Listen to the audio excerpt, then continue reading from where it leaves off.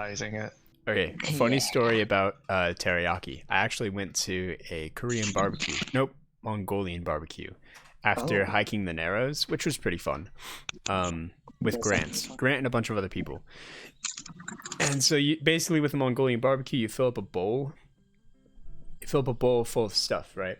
And stuff like chicken, shrimp, meat, and it's uncooked. Okay, you just fill up that bowl. You give it to the dude, and then the dude puts it on his little plate and he cooks it up and he does all this stuff. And once it's done, he scoops it into your bowl and he gives it back to you, right?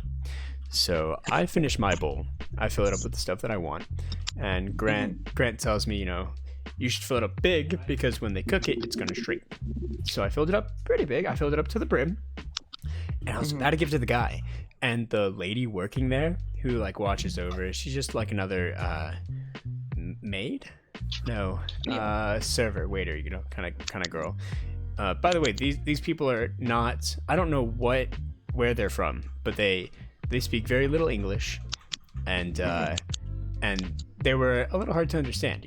They only knew And so she took my bowl before I gave it to him, and she was like, no, no, no, no, no, no, and I was like, huh? And she was like, I get you. Okay, and I was like, oh, okay. And I didn't have any control. She just took the reins, She grabbed my bowl, she filled it up with like a bunch more meats, so it was like piled up. And then we went to this sauce counter with like a ton of different sauces, and she just went.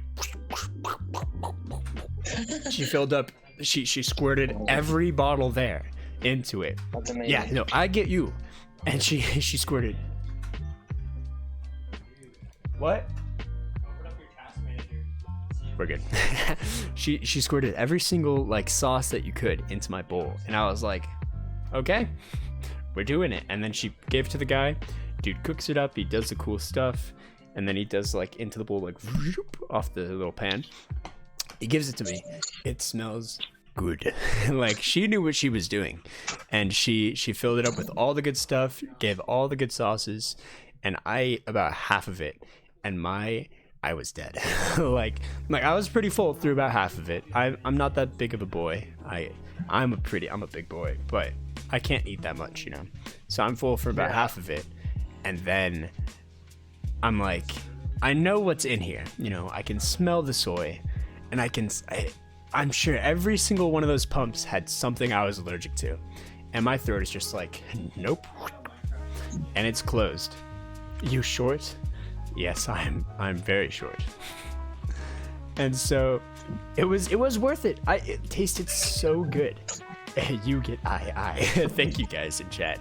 It tasted so good, but my throat literally just closed up. I couldn't swallow my own saliva. Like I couldn't. And it kept closing too. I couldn't swallow my own saliva. Every time I swallowed, it would bounce back. Wait, so what was this? Mongolian barbecue. Do you know what in it got you? Everything. Literally everything. I'm allergic to a lot of stuff. Jeez.